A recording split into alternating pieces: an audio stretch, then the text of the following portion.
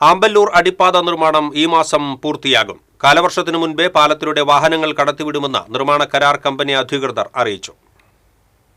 ഒരു വശത്തുള്ള പാതയുടെ ടാറിംഗ് ഉൾപ്പെടെയുള്ള പ്രവർത്തനങ്ങൾ പൂർത്തിയായതായും മറുവശത്തെ പാതയുടെ ഇരുഭാഗത്തുമുള്ള കോൺക്രീറ്റ് ബ്ലോക്കുകൾ ഉറപ്പിച്ച് മണ്ണിട്ട് നികത്തിയ ശേഷം നിർമ്മാണം വേഗത്തിൽ തീർക്കുമെന്നും അധികൃതർ പറഞ്ഞു.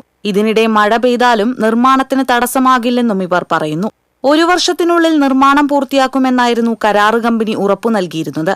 എന്നാൽ 2 വർഷത്തോളമായിട്ടും പകുതിയോളം പണികൾ ബാക്കിയായതിനെ തുടർന്ന് ഏറെ പ്രതിഷേധങ്ങൾക്കിടയാക്കിയിരുന്നു. ഇതേ തുടർന്ന് ജില്ലാ ഭരണകൂടം പ്രശ്നത്തിൽ ഇടപെട്ടതോടെ ദേശീയപാതയിലെ അടിപ്പാതകളുടെ നിർമ്മാണം ജൂൺ മാസത്തിനു മുൻപ് തീർക്കുമെന്ന് കമ്പനി ഉറപ്പു നൽകി. ബംഗാൾ, ആസാം, തമിഴ്നാട് നിയമസഭാ തിരഞ്ഞെടുപ്പുമായി തൊഴിലാളികൾ കൂട്ടത്തോടെ വോട്ട് ചെയ്യാൻ നാട്ടിലേക്ക് മടങ്ങുകയും അവർ തിരിച്ചെത്താതെ വരികയും ചെയ്തതോടെ അടിപ്പാത നിർമ്മാണം ഇഴഞ്ഞു നീങ്ങാൻ കാരണമായി. ആവശ്യത്തിന് മണ്ണ് ലഭിക്കാതെ വന്നതും നിർമ്മാണ പ്രവർത്തനത്തിന് തടസ്സമായതായും കമ്പനി പറയുന്നു. എന്നാൽ പകലും രാത്രിയുമായി അടിപ്പാതയുടെ നിർമ്മാണം പൂർത്തിയാക്കി കാലവർഷത്തിനു മുൻപ് ഗതാഗതത്തിന് തുറന്നുകൊടുക്കാൻ കഴിയുമെന്നാണ് കമ്പനി അധികൃതർ പറയുന്നത്. TCV news, Puthukkad.